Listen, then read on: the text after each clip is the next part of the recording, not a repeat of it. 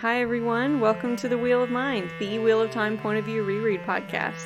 This season we're reading Matt Cawthon's perspective. Welcome to Season 2, Episode 41, our first Matt episode in A Memory of Light. I'm your co-host, Lajara Dane of the White Aja. Hi, and I'm Discal Cimarus, a scholar from Ilion. For any new listeners to our series, I want to remind you that The Wheel of Mind is an in-depth character reread podcast. So this is your only spoiler warning. We may drop any kind of spoiler from any one of the books of the series at any time. So, now today we are examining chapters 11 and 15 from A Memory of Light. I'll get us started off with chapter 11, entitled Just Another Sellsword. Matt thought that the huge gathering of tinkers around Ibu Dar was weird. It was almost like a small city of them. Man, that seemed almost like a city of Aiel, just too strange to think about, regardless of the fact that Matt had seen cities of Aiel, but that means nothing. In disguise, Matt made his way up to the gate and past the gate guards. That took quite a while as they questioned everyone who came through. One of them was Petra, the strong man from Valen Lucas' show. What was he doing here? And dressed as a Seanchan soldier? Anyway, he didn't notice Matt through the disguise, so Matt went in and looked around for a good inn. The city somehow seemed different. It took a while for him to put his finger on it. First of all, no cut purses tried for him at all, and then he realized that he had seen no duels. The people of Ibu Dar seemed absolutely civil. After about an hour of searching, Matt did find the perfect inn. He was drawn to it by the sound of dicing. The place was not too dark, not too clean, and it had no Seanchan soldiers inside. Well, found out the door guard did have a Seanchan accent, and he glared at Matt quite a lot. But then he seemed to glare at everyone. The innkeeper, Kathana, asked Matt a few good-natured questions, including how he had lost his eye. Then she demanded that he eat something, and plopped a plate down in front of him, and also one for Jaime, the guard, as well. It seemed that Jaime was also her husband. As Matt ate, she made her rounds in the room, bossing some men with a wagging finger, watching them dice good-naturedly. It seemed like no one was losing their life savings here, but good-natured slaps on the back went along with all of the games. The food and drink was only a little bit bad, which was saying a lot, the way that everything spoiled so quickly nowadays. He and Jaime talked for a bit as they ate, and the man explained that the Seanchan government had basically outlawed dueling without a permit. This allowed most tempers to cool and avoided most duels completely. After a few hints about politics and the last battle, Matt realized that the two of them assumed that he was an assassin. I mean, he was in disguise after all, and they noticed he had some knives hidden about his person. It seemed that many assassins had been hired to come in and kill Tuon, hired by no one other than General Galgon. But no, don't worry about it, Matt. They were only assassins from this side of the ocean. They weren't meant to succeed. Matt grew angry, got up and put on his hat. And quote, "I'm no bloody assassin," Matt said, pulling the brim of his hat down and picking up his bundle.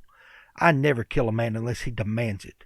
Demands it with screams and thunder so loudly, I figure it would be impolite not to agree to the request. If I stab you, friend, you'll know that it is coming, and you'll know why. I promise you that." End quote. When the two of them saw him now out of his disguise, they realized who he was. It seems that every soldier in Ibu Dar was looking for him. Light, how in the world had he avoided them so far? Quote, "By luck," Matt said, then stepped out into the alleyway. This misunderstanding with the innkeeper and the bouncer reminds me a lot of when he was traveling with Tom to Tyr and he's on Captain Huan Malya's ship. Everyone thinks he's an Andoran spy, maybe, but then when he kills a lot of the Dark Friends on the boat, they think, oh, he must be an assassin. They train him really cold over there in Andor. I didn't know that. So they keep thinking that he's on some business for the Queen between Andor and the White Tower. And this seems really similar until they realize who he is exactly. But I just really enjoy this entire interaction with Jaime and Kathana. Yeah. I just find it pretty funny in general. This is a fun one. I really enjoyed this scene, this little bit thrown in. It really doesn't add a whole lot to the overall story, but it does, color in the little bits and pieces of Matt's character, which is what we're all about here in the Wheel of Mind. So, Yeah. yeah, I enjoy it. The way when he's standing in line to get into the city, and he's looking at the Tinkers, thinking about all of that. Again, you get this dichotomy of him saying, that's just weird, a city of Tinkers. That's like a city of Aiel. And as I pointed out, Matt has seen cities of Aiel. And Yep. although I guess it's still strange to him, he threw that out there as an example of something that's just absolutely ludicrous. No, Matt, it's absolutely true. So why shouldn't there also be, cities of Tinkers? Now, again, most people I think would, knowing what Matt knows, would hesitate to compare Tinkers to Aiel. I think neither the Tinkers nor the Aiel would appreciate that very much, but still, that's just where his mind went. Um, and then while he's standing in line, they're taking so long, and one of the guards says something like, "Step forward, man," and he thought about not doing it, just Yeah. basically out of Uh-huh. spite. He says something, I don't remember the exact wording, but anybody else would have taken offense at that, but not Matrim Cawthon. I'm just not that kind of person. I don't get offended easily, which tells you he was offended.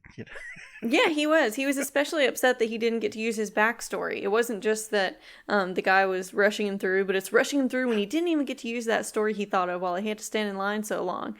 That's right. I left that out. Yeah. And the quote goes, "That could offend a man, not Matrim Cawthon, who was always light-hearted and never offended, but someone else, surely." End quote. Yes, because again we have this flashback to whatever, I can't remember the name of the town now, but following Hinderstap. Oh, that's the one. Yeah, True Stare. True Stare. These big elegant True Stare, thank you. Yeah, all these huge elegant backstories, and didn't get to use them all, and now he doesn't get to use any of these either. So he still clings to these little ideas. It's almost like the way he picks up a shiny rock or something every so often, or something that looks interesting. He wants to collect these little backstory things and use them, and then then he's upset when no one else is impressed with them. Yeah, So yeah. I do like that bit. It's like he's collecting backstories as much as he's collecting anything else. So, Oh, I like that connection a lot. so anyway, yeah, just that fun interaction. Him walking through the city, and he had his, I guess it was almost like a bait purse, hanging out. He had other money other places, but he was expecting a cut purse to go for that one and not get his real money. So he probably had some coppers or something hanging there, and he was almost upset that no one had tried for it. He's like, "What's going on with this city?" And this is not like the Ibu Dar that I left.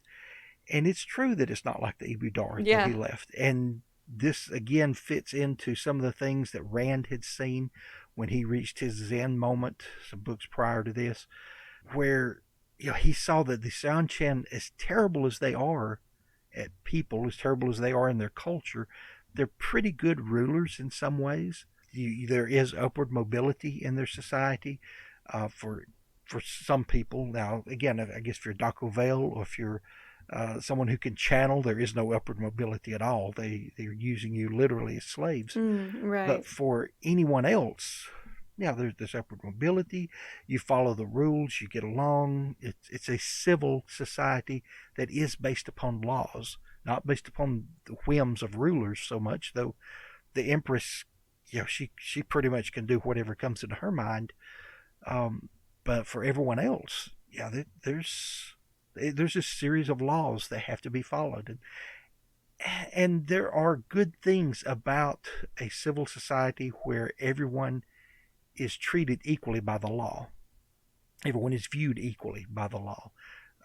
Again, there are some other very corrupt things in the heart of the Seanchan culture, but if you stop and think about it, there are negative things and bad things about most any culture, about most any governmental system. But you do have to admire at least the fact that the good ones are based upon laws that should apply equally to everyone, and that's what, to me, every country should strive for. Yeah, and I do think it can be. We got to be careful not to I think, be seduced by the benefits it looks like the Shan-Chen has, because what they have has fallen apart because it was so corrupted by the shadow. It's not sustainable. Right. And maybe just because of their brutality, to the extent that they need people to be in the places they expect them to be socially, Right. and the way that their punishments, even though maybe evenly applied across social classes, at least ideally, and in many of the cases we've seen, they are applying it that way. They're still very harsh deterrents, Yes. right? So I guess the arguments for the benefits of the Shan-Chen kind of give me the same vibes as, well, Mussolini made the trains run on time. You know, it's Right. kind of a dangerous way of thinking, where we got to be careful to say, yeah, strongly authoritarian societies can boast what looks like order from the outside, but I always see it as a very superficial one that's always at the expense of people that you aren't seeing somehow. Oh, absolutely. It always but is. yeah. And a society like that has to be ruled by fear. And a society ruled by fear can never stand exactly. long term. It doesn't matter what type of society, what type of government. Yeah. Any governmental system that is based upon fear will never stand for long, because after a while the people will grow angry rather than afraid, and there will be revolt, there will be change. It will come violently and terribly. So no, I'm not saying it's good. I'm just saying that part of the governmental system is at least, trying to apply things. I say equally, but it's not equal to all.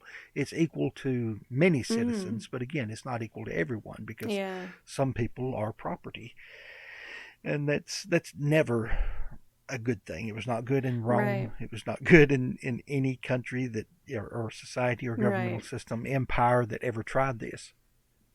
It's long term. It doesn't hold up, but it did for a while, and it has for hundreds of years in the Xianjian culture. You can only imagine it probably began with a very brutal regime, because they had to when they went to that continent of Xianjian, which I know is a series of island continents, but they were under attack, under assault. They had to conquer and bring some civility to this area that sounded like it was complete chaos historically. And from that, they just grew to be very warlike and very brutal. And life is cheap there. And life should never be cheap. Human life should always be precious and be considered that. But anyway, just a few little comments there. On to a couple of other things that I saw about this. Even though there's a little more law and order in Ebou Dar now, Matt still seems dissatisfied with it. Matt likes a little bit of chaos. I mean, not too much. He doesn't want everything just crazy where he's in danger. But Matt likes a little bit of chaos. We talked about it, I think, in the last episode, where he was walking through the camp and things were quiet and peaceful, and not too quiet, because too quiet is, bothers him a lot. So just a little bit quiet. And that's kind of what I thought of with this. It's like the city is right on the borderline of being too quiet, too nice. And so Matt is not entirely comfortable with that. But this chapter does kind of open up a part of Matt's story arc, which only exists in the Memory of Light, where he becomes part of the Xianqian government, some part of the Xianqian culture, and yet he doesn't buy into it. He refuses to refer to the Empress by her title or her name. He refuses to bow when everyone else bows, and he can get away with this because she's enamored with him as much as he's enamored with her. Yet Matt is... He does a lot of passive-aggressive moves here. Not right now during this chapter, but I'm just saying this opens up where we will see a lot of these, where Matt really bucks the system. What he wants to do is bring some Two Rivers common sense into this very rigid, very brutal society. And really, I think that if the Xianqian people are ever to survive, they need that. they need just a little bit of Mm-hmm. practicality. They need to lighten up a little bit. They need to create a society they where you can express yourself, where you can have a sense of freedom, and that's not something Mm. that exists there for most people. Again, because though the rules are very strict and people can prosper under that society, they're still living under fear. You're always afraid of, who's going to Yeah. backstab you to move up a little bit, who's going to, you know, you Mm-hmm. go from an outward dueling with knives to more of a backstabbing in the dark, and Oh, yeah. cultural backstabbing, if you would, rather than using physical knives. And so the people of Ibu Dar are starting to migrate into that. Um, so yeah, Matt wants to bring some of that practicality there, and I don't know that he will ever succeed. But we discussed before how we want him to, and if the story could go on, we would certainly love Yeah. to see that turning of the wheel where uh, things lighten up a lot in the Xianchen Empire. But if that ever Mm. happens, it starts right here in this chapter. Yeah, we're planting those seeds, I think.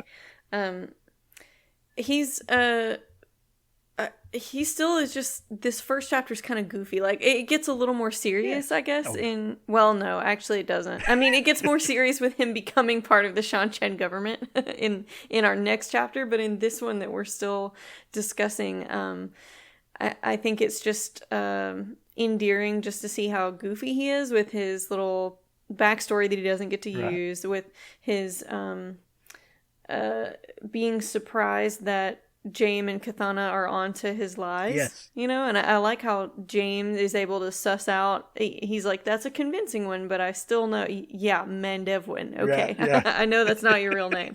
Yeah. That. And I love too how he thinks he's being smooth with his Ashandara covered up.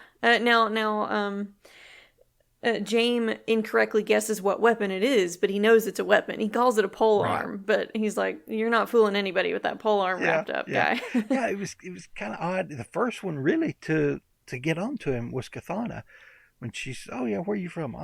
Or no, how'd you lose the eye? Oh, battle up in Murundi. And she said, oh, that's good. I almost believed it. And Yeah, you get the yeah, idea different times within the story that Matt, he can be very smooth, but he can also be a terrible liar. And I haven't really figured yeah. out when, because he can have a poker face and Mm. he can get away with some stories just perfectly, and in others he looks totally guilty. And I know there has to be a pattern there. There's something that throws him off, Yeah. and I haven't really figured out what that is. I haven't dialed in on it yet. But some people just, they know right off the bat. Maybe it's No. because he seems too smooth. But yeah, so Katana is onto him very quickly Yeah, it could be. with James. They sit and talk a little bit, and James is like, well, I know that bandage on your head just a disguise because you have all those knives hidden on you, and I've never seen a man with one eye be able to throw a knife. And of course, Matt lifts up the bandages. Worth a dried So, oh bean. yes, couldn't can't throw a knife worth a dried bean. yes. That's my favorite part. Sorry. No, I do love that. I do love that. Yeah, not knowing that Matrim Cawthon, one-eyed, can probably throw a knife and hit a dried bean. So, Yeah. so yeah, that was a great line. That was one of those perfect lines that are thrown in there.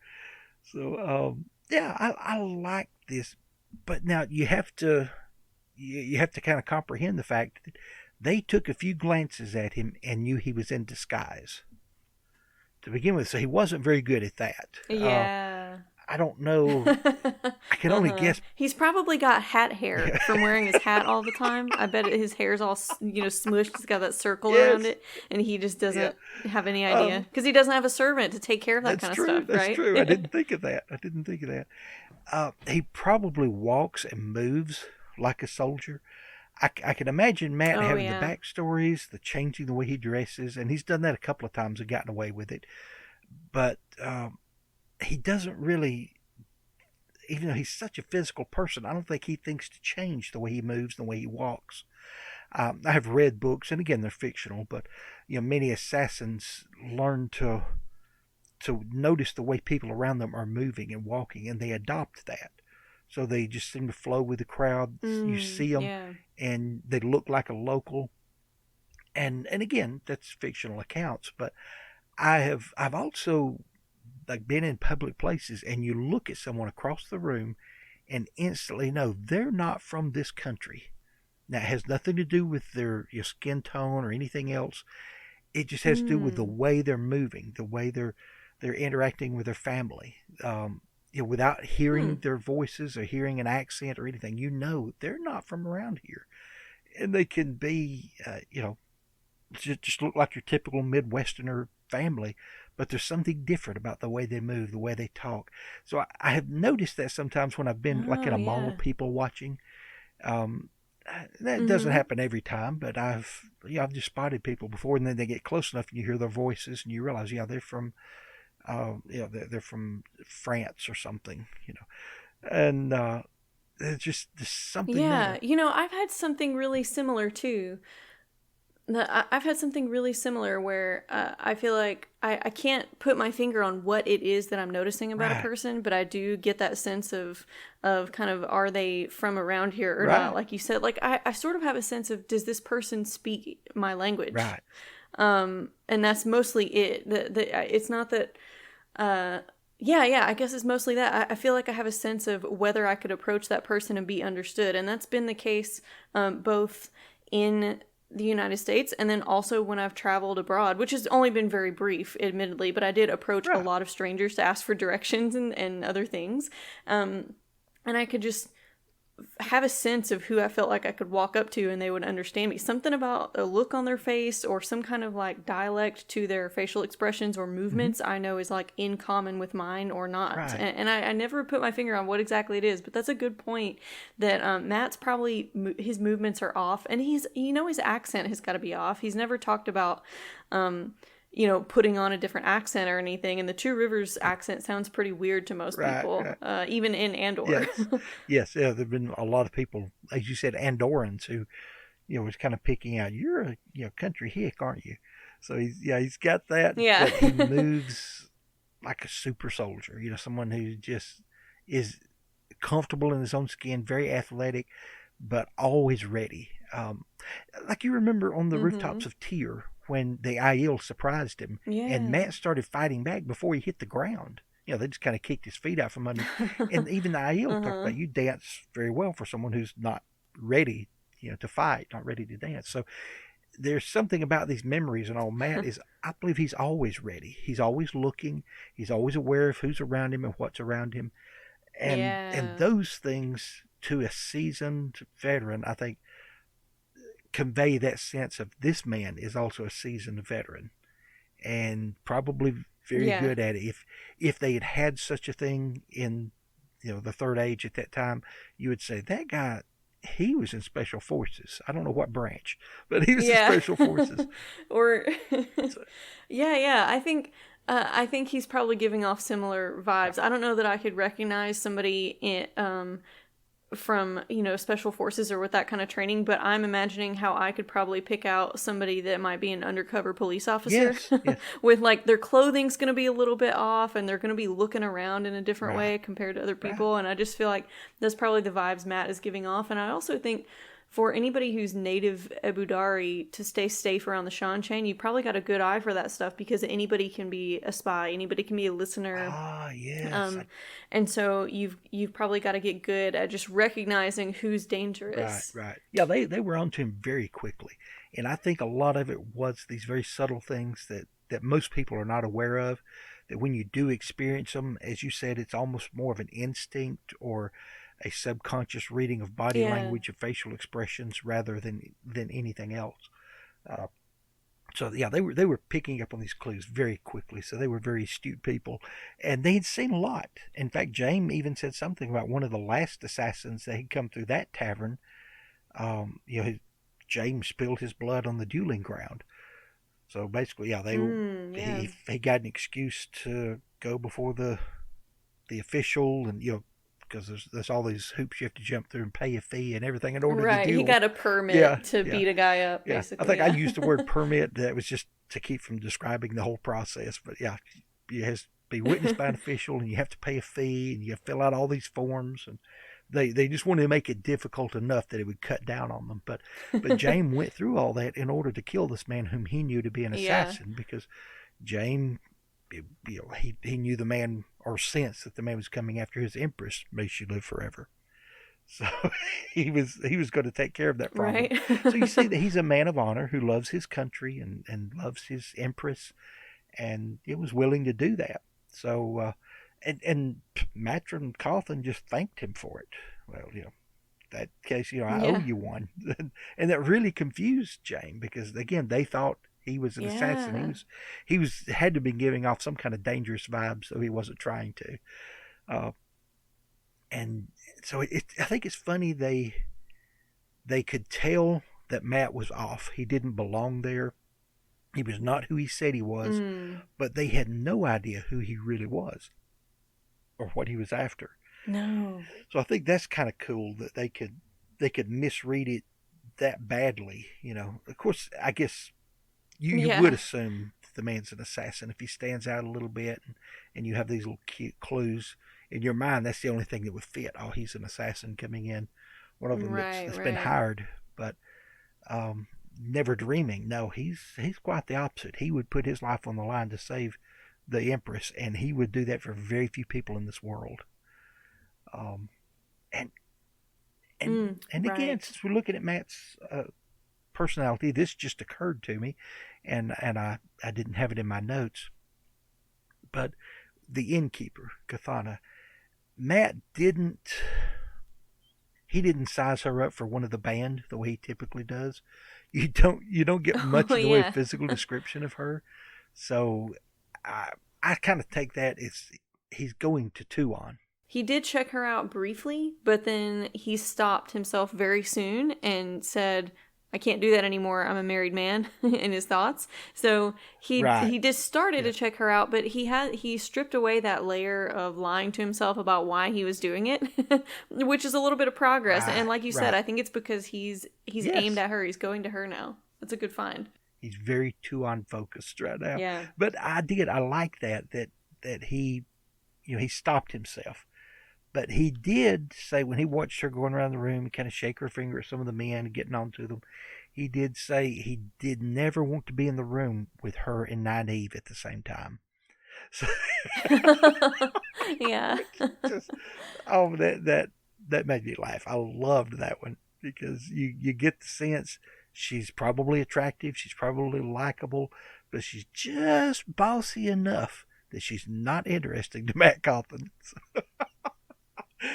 Oh, and that's all I've got about this chapter. So Yeah.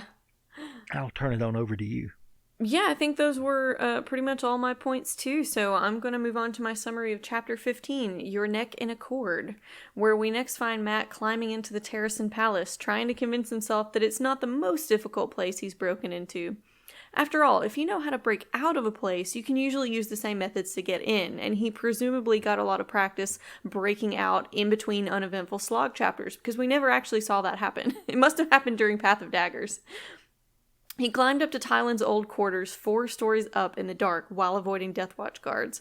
His plan was to sit Tuon down and explain to her rationally that General Galgan was trying to kill her and that she needed to leave the city immediately. When he tries to enter the bedroom through the balcony, a crossbow bolt bursts through the door just over his head. It was good to see Selucia again.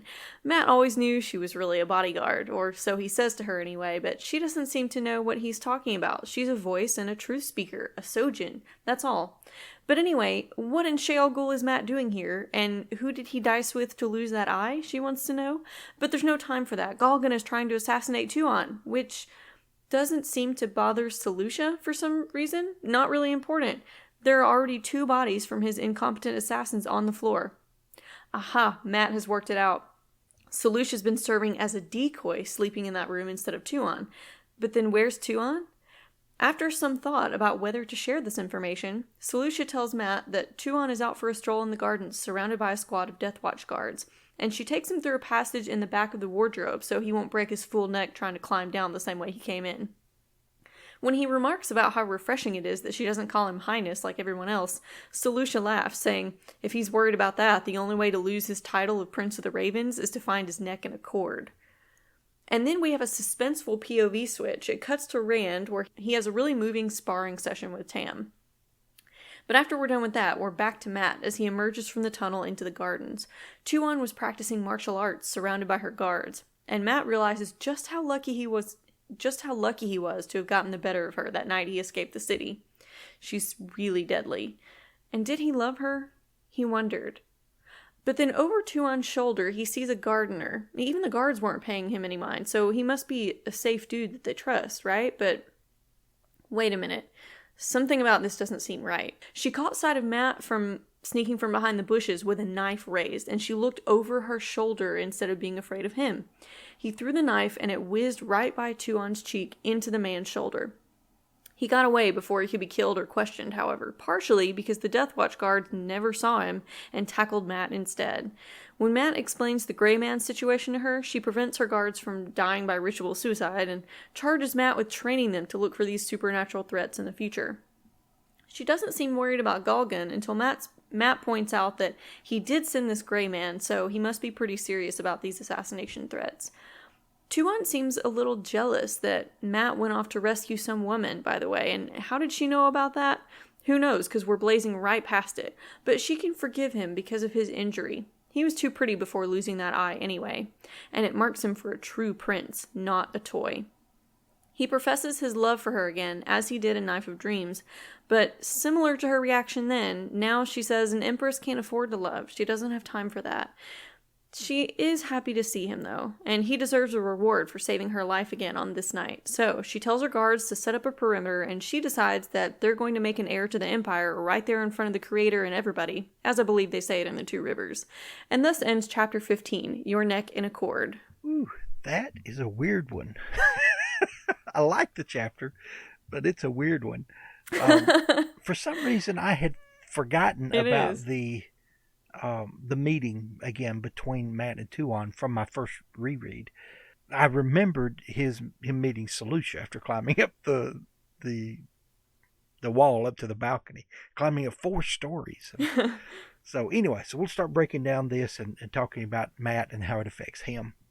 The first thing is, again, we've talked about Mat's athleticism and his sneakiness, how he can get basically into or out of any place ever. Was able to sneak pies off kitchen sill windows and things like that as a boy. But climbing up a sheer wall 4 stories shows a lot of agility, a lot of determination, and a lot of craziness. He refers to everyone else as being insane, but Mat really is some type of insane to try that. I do like the fact you catch on that he was sneaking around dodging all these Death Watch guards, not realizing they're down there in the garden protecting Tuon. So he could have just looked to see what they were doing and have seen Tuon down there, but no, it's almost like his elaborate backstories. He's got to climb the wall because in his mind that was the only way in. You can no longer bribe people. You can't trust a person to take a good bribe nowadays. They're all too honest. So and he knows everyone's looking for him, so he can't just go up to the front gate and announce I'm the Prince of the Ravens, because he doesn't know why they're looking for him. So true Mat Cauthon, he's got to overdo it. He's got to turn things up to 11. He's got to sneak in and just talk to her privately. So unknowingly, he avoids her and the Death Watch guards to climb that wall. And he does look down a few times and think, this is just crazy. This is a lot higher when you're up here than it looks like when you're on the ground looking up. And but he does it. He pulls that off. He manages to do it, which is just amazing to me. He keeps kind of lying to himself about it, saying, well, I mean, the Stone of Tyr was harder to break into, right? Except I did actually have a lot of help then. Yes. With the fireworks and the Aiel and Rand and everything else. Yeah, you're right. He's good at lying to himself. Probably better at lying to himself than he is to anyone else. Oh yeah. Yeah, I find too that he dances around thinking of something a little bit profound too, which is very similar to his sense of denial. He kind of stuffs something down that he doesn't want to think about. There's this quote. He says, he had ascended to the building's heights, then crawled out through its bowels. Maybe there was a lesson in that somewhere. So, and end quote. He flirts with getting philosophical here, but then he veers off. I see it as that meme where there's a car veering off at the very last second off the highway on this exit to the right. Right, So he veers off on this last second exit, and he goes, maybe it was that Matrim Cawthon should look for secret passages before deciding to scale a bloody 4-story building. So he veers into the literal. He starts to make some kind of grand conclusions there, kind of like with his boots theory chapter that we covered very recently. And then he's like, no. The lesson is I need to stop climbing stuff. This was dumb. But yeah, in my mind, I truly remembered the Selucia with the crossbow. Now, I'm surprised that she missed him. Again, this was just Matt's luck that the trick of the moonlight made him appear to be standing up when he's still crouching over something, or look like he was about to straighten up when he comes over the railing, because the crossbow bolt misses him and buries into the wood. And she's already killed 2 people, 2 assassins. So she's good. She's not, she's not a bad shot. But his luck keeps him alive here. But of course, being Ta'veren never really helped him anyway, as he keeps saying. So his luck keeps him alive there. Through all of the times that he tried to find ways to sneak in and out of the palace, he never knew there was a secret passage there. And this one is, he obviously never saw Chronicles of Narnia. He would have checked every wardrobe, because right? they always open up to something. He's never read a Sherlock Holmes mystery. They had the book laying around, but he never read it. That's right. They could have had the blueprints in a book somewhere, and he never would have seen it. It's true. Oh my! But so he never, he never knew about that, and he was really impressed that was there. But I find it almost awkward, when he's talking to Selucia, and he's trying to convince her that he's there to save Tuon, and Selucia has never liked him. Selucia has never trusted him, and she does choose to. She does decide to here, and again, I like it. I'm not saying it's a bad moment in the book or that it was poorly written, but to me, it was just so awkward because, from my point of view as the reader, I've already seen Selucia's attitude toward him. I'm just surprised she didn't cock the crossbow and fire it again, because she could have claimed I didn't know it was him. She could have gotten rid of him, because Selucia just does not like him. She's never liked him. And so I find it so awkward because he doesn't realize this, or he doesn't appear to. He's just chatting and relaxed, and she's ready to kill. And he starts uncovering her secrets. Oh, I always knew you were a bodyguard, which, obviously he didn't always know that, but again, this poor liar shows up trying to he's absolutely everyone. Bluffing there, yeah. right. And doing it poorly, but he has to carry on with that, but she still lets him go and shows him the secret passage. So I think that was cool. And then we get to the meeting with he and Tuon, which was one of Matt's shining moments in the story.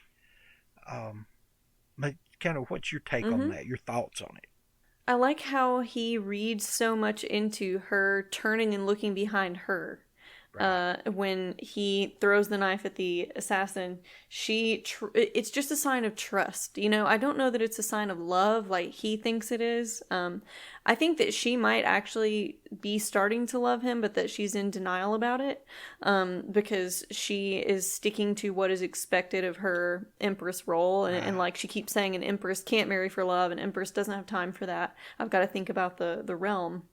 But so I like how much he reads into that, because I do think it's important. I'm not sure if it means exactly what he thinks it means, but there's a possibility there. Yeah. And I find it interesting that he questions himself about whether he loves her, because he's going to all of these efforts for her that he hasn't for anything or anybody else. He's putting himself at risk.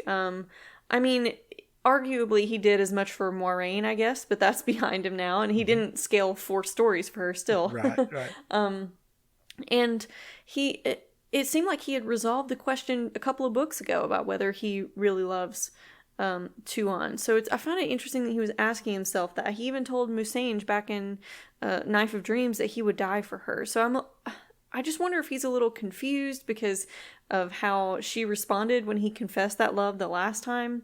And so he walked it back and said, oh yeah, maybe I'm not exactly in love. Maybe I'm still just thinking about that. Yeah. But, we've seen him have a lot of new changes in his life and start to accept those lately. And he had been doing that about being in love and then about being married. But I think that doesn't mean that he can't regress a little bit. It actually makes it seem more natural and believable that he does walk back some of his positions. He hasn't fully accepted being in love. Instead of just he accepts it in one scene and then we're good the rest of the time. I like that there's still a conflict internally for him that comes up. Yeah.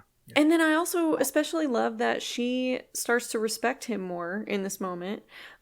She decides to stop calling him Toy and decides that she's going to respect him more. And she says that she's glad to see him, which is really unusual for her, and decides that he deserves to be appreciated and loved.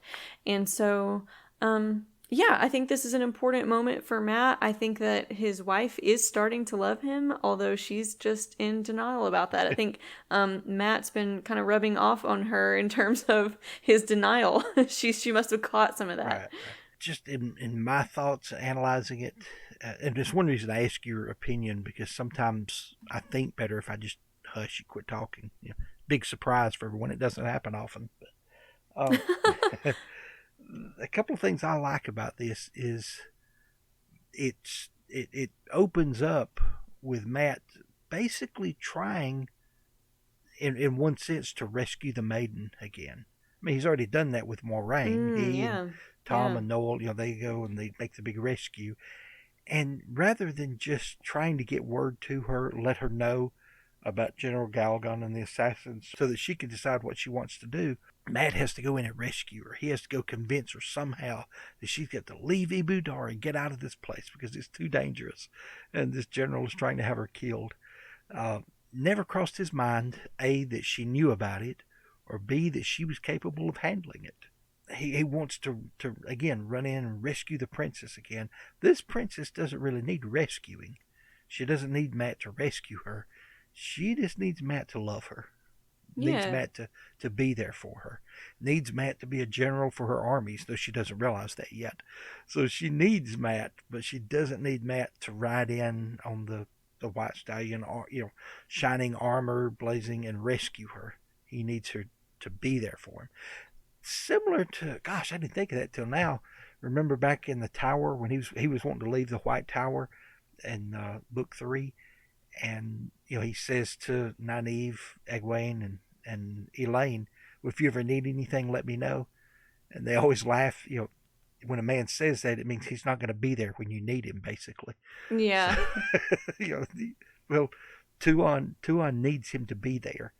Tuon doesn't need him to rescue her. He just needs him to be there.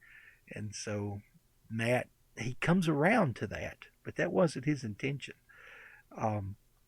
The first rescuing the maiden in distress with Moiraine, he's willing to do that because, he expects Tom to compose a ballad over this.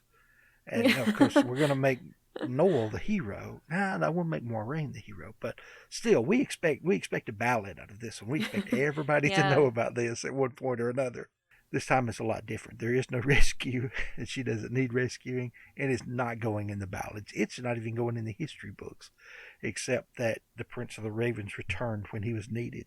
So, very different. In his mind, I think he was almost in that mode of wanting to rescue people. And I have to say, this again is off topic, but a lot of people, they can get that way about relationships. They kind of feel like their job is to go in and rescue someone else. Sometimes it is, but sometimes it's not. Sometimes it's just to be there and not try to rescue, but just try to walk along beside. Mm-hmm. That's what Tuon needs here. Guys, that if you're looking for a girl to rescue, you may be trying to find the wrong person there. Maybe you need someone you can just walk beside because she needs you to walk beside her, not rescue maybe you need to go to therapy and then find a relationship. Thank you. That was so well said. So anyway, that's just one of the things that I thought of with that. Just trying to juxtapose those two events in Matt's story. Yeah. And this one is very anticlimactic compared to the other one. Oh God, no, let me take that back. That's a poor choice of words the way this ends, this chapter. But I'm sorry. Okay. Did you do that on purpose? No, I did not do that on purpose. Okay. All right. I'm composed. I'm good. I can't continue on with the thought now, but anyway, this one. It was not as suspenseful, I guess we could say. I don't know. Right. Thank you. Yes. This was not as suspenseful because it was not meant to be a rescue. And although he does save her life, Yeah. that was not his intention. Yeah, but it was sort of just sandwiched in there in between, thinking about her and having a conversation with her. That was actually like not the most important part of the chapter. The scene with the gray man. Again, there's a couple of times in this book, and of course there's been many times previously when a gray man entered, and it's almost like Taverin can sense a gray man when no one else can. I don't know if it's because of Taverin, I think it is. or because they've gotten so much practice at this over time. But like anytime there's someone and you get the sense don't look there, he knows to look there when nobody else really gets it. Nobody else is good at that. So I kind of think Taverin may have something to do with it, or maybe it's just typical plot armor. But even Matt has difficulty with that, but he can figure it out. Yeah, could be. You've got to ask yourself, yeah, have gray men ever been successful? Because I don't really find it anywhere in this story. The Shadow keeps using them. And they were feared. They were a thing of legend. It's the gray man, no unstoppable. Yeah, maybe in other ages. I don't know. Previously in the Third Age, the Black Aja or someone would use them occasionally, and they were so effective. But in this story, it's like Gray Man 0, our heroes, I don't know, 10 or 12, whatever. I don't remember what the body count of Gray Men are, but it's pretty high. Yeah. There's a lot of them because there were 6 in one parent chapter in the Dragon Reborn, so that's that's a good chunk of them right there. Yeah, because Perrin had to throw the cheese platter at some of them. Yeah. Just to kind of wake everybody out of their stupor. Yes. So that's one of those things you wonder why someone there in the Shadow doesn't say, don't do the gray man thing this time. Let's send a dark hound or something, because the gray man just not going to work. But they don't. They keep trying it. You have to say they are consistent and they are persistent. They keep sending their worthless gray men. So, and for once, Tuon does not chide him for his silly, childish superstitions. So she did not know what a gray man was. Yep, and she's like, of course I always believed in Trollocs. She just rewrites history immediately with her words. And which Matt did the exact same thing in this chapter. Oh, I always knew you were a bodyguard. I could kind of see, they say opposites attract. Mm-hmm. Tuon has to be such a measured person, has to think of the implications of every move that she makes. And Matt is such a chaotic person. You could definitely see here that the opposites do attract. Yeah. The proton and the electron, they're locked in each other's orbit. They can't stay away from each other very long. They really do attract one another, but they are so polar opposite in so many ways. But again, that's one of the things that makes their love, or their falling in love, and all of it so seems so real. It really does. Yeah. It's one of the better love stories in this, and I didn't think so my first time through. I really had to study it to see that and get to the heart of it, and I really enjoy the two of them falling in love. I really enjoy the relationship. Sometimes, when she's kind of weighing out whether or not to have him killed, and I see it almost like this old couple that's been married, 30, 40 years, and, they may just eye one another. Yeah, I may decide to keep you around for a while. You just kind of get this sense of it. They may say it, but there's still affection there. Yeah. There's still love there, even though she says an empress can't love. An empress may not be able to act on her love all the time, but she can't really stop what her heart feels. Yeah, So yeah. she may not I think always she's act going on to it. She continue still to feels it. discover that. Yeah, I think that she, Yes. despite their many differences, I think they do have this parallel of denial working very well for them. I think for Tuon, that's something that's Ah, very yes. embedded in her culture. What the Empress says Right. is law, and she has this power to rewrite history with her words and to completely rewrite somebody's identity with her words, whether it's her own when she renames herself when she ascends the throne, or when she renames Egionin as Lylwyn. We see just how binding that is. So she probably does this in her thoughts a lot as well. She can just say a thing and make it so and kind of deny that she has any feelings otherwise. And that's something that Mat is pretty good at as well. I think they're both very practiced at that, just for very different reasons. Right. He could never call her out on that. Right. Even if he were to be her truth speaker, he could never call her out on that because he wouldn't even catch it. So, Exactly. He's as guilty as her. Oh, so yeah, I like that. I like the way, even though the Death Watch guard sees him throw the knife, sees that it hits someone, they are so trained to be Secret Service. They tackle him to the ground. It doesn't matter that you're protecting the Empress. You drew a knife. And they still didn't compute in their minds that the Gray Man was not supposed to be there. That he was an assassin. But so they're just reacting on training, which again is very real, very realistic in that. I mean, if you literally, if you drew a weapon to protect a president or a prime minister of any nation, there will be a group of people who will put you on the ground because they don't have time to weigh out what you're doing. They just see the action and they react, and it's exactly what the Death Watch guard does.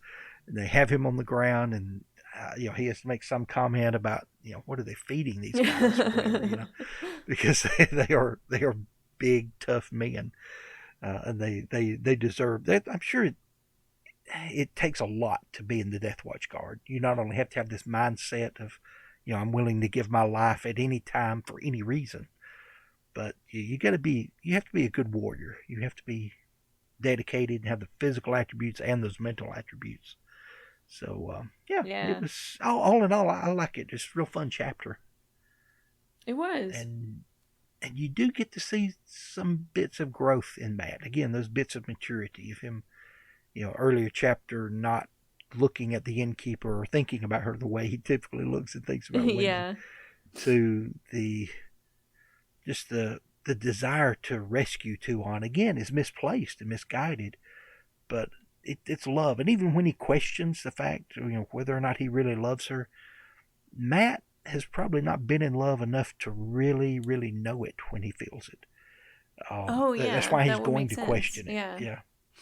Yeah, he's felt a lot of emotions toward women, but do I truly love her is, he's got to stop and weigh it out, because let's face it, we can fall in love a lot easier than we can be in love. Falling in love is as much about the emotion as anything else. Being in love is more about your actions, and he's got to stop and study that, which is probably only healthy, only good, probably with a few mentally healthy things that Mat has ever done. So stop and analyze and question that. But that's all I've got about this chapter, unless you've got anything further. Yeah, I think those are pretty well all of my thoughts on it too. Well, I hope all of you will join us next time for episode 42, when we're going to cover A Memory of Light, chapters 7, 19, and 28. Subscribe to Wheel of Mind on Podbean, Stitcher, Google Play, Apple, Spotify, or YouTube. And that last one is under the name Lajaradane, Lajaradayne, to get notified when a new episode drops every Wednesday. Leave us feedback by rating and reviewing on your preferred podcast listening platform, or by contacting us through email at lajaradane@gmail.com or on Twitter at mind_wheel. Or you could find me personally on Twitter at Lajara Sedai, Sedai. And to support the show, you can visit our Patreon at patreon.com/Wheel of Mind for only $3 a month. And this is not the ending to the turning of the Wheel of Mind, but it is an ending. I'll be back.